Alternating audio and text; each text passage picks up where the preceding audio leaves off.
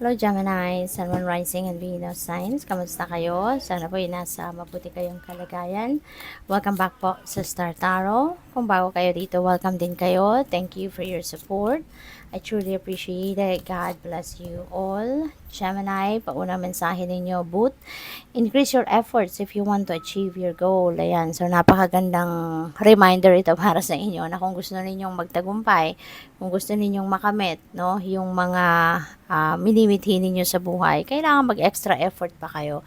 Kasi maybe your efforts is not good enough, no? So, maybe dagdagan nyo pa, magpursige pa kayo para ma-achieve ninyo. Wow!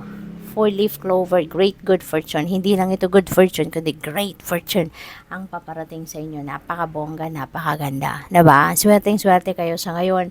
Sa iba't ibang parte ng buhay ninyo ay maaring mabalot kayo ng swerte. Hindi lang, no, sa pera, kundi maybe pwede sa relationships, pamilya, business, no, trabaho. Dark woman, you are going to be dealing with a dark woman, no, with a dark complexion or hair. Ayan. So, maaring itong babaeng din ito, no, ang baka magdadala sa inyo ng swerte. 'Di ba? So, pwedeng ganun. We have mice, discord among friends or family.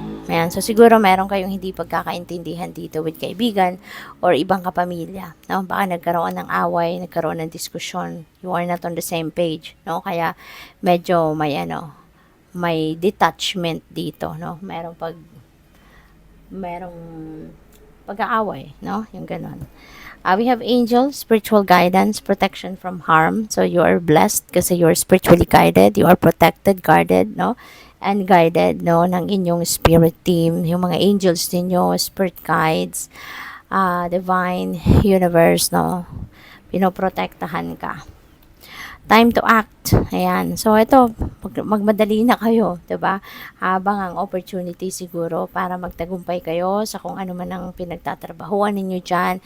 Take action now. Huwag na kayo magpatumpik-tumpik pa before the opportunity slips away from you. You know, take action na. Kunin mo na, gawin mo na, 'di ba? Pagdesisyonan mo na.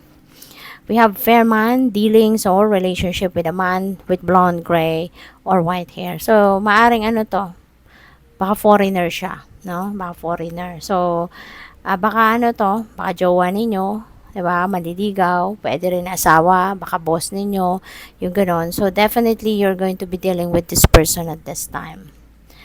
News is on the way. Baka yung balitang ito manggagaling sa kanya or yung balitang ito ay about sa kanya, no? So, pwedeng ganun din ang ganap dyan. What else? We have woman, daming tao. Daming starring dito sa buhay ninyo. So, you have dealings or you have a relationship with a woman. So, pwede, no? Pwedeng yung mga balitang ito is regarding this fair man, or this woman or dark woman, or pwedeng yung mga balitang ito could be about, no, sa kanila, or baka manggagaling sa kanila, or manggagaling sa isa sa kanila, no? Pwede rin kasi na yung mga taong ito could be your friends or your family, 'di ba? So, pwedeng gano'n na baka sila itong meron kayong away or meron kayong hindi pagkakaintindihan with them. So, pwedeng ganun din ang ganap. So, depende sa inyong sitwasyon.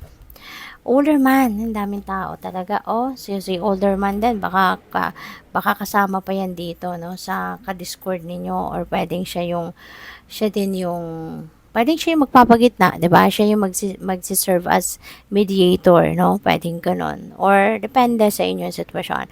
But this person is going to play a significant role din sa buhay ninyo. What else? We have flag. Do not be tempted to lower your standards, okay? Panindigan ninyo, stand your ground. Kung anong sa tingin ninyo ang tama, dapat, nararapat, yun ang panindigan ninyo. Okay? Do not be tempted to lower your standards para lang na mapagbigyan ninyo ang ibang tao. Kasi, you really can't please everyone. Diba?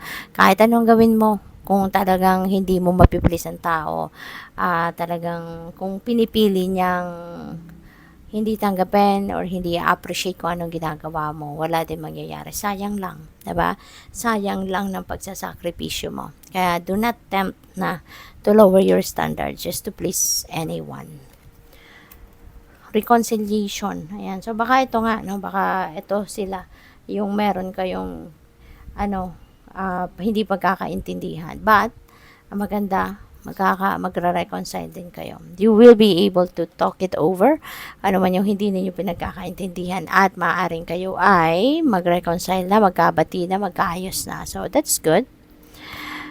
We have tankard, celebration, fun, and enjoyment. Ayan, so eventually, you're going to celebrate yung pagbabati ninyo, yung pagre-reconcile na to. You're going to celebrate that. You can have fun and enjoy each other's company once again, diba? So, napakaganda. What else? We have dagger, fear, worries, tense situations. So, maaaring ito yung pinagdaanan ninyo dahil sa discord na to. But since we have reconciliation, meron tayong celebration, so mawawala na to. This is going to fade away. Kasi maaaring dito kayo nang galing, 'di ba? Dito kayo nang galing dahil sa sitwasyon na to. Ito yung mga naramdaman ninyo. Pero nothing is permanent talaga. No? Lalo-lalo na mga mahal mo to sa buhay, kaibigan mo, mga kamag-anak mo. So, hindi mo to hahayaan na masira ng tuluyan ang inyong relationships. No? Kaya, aayusin at aayusin mo yan. So, good luck. Thank you for watching. Love and light. Namaste.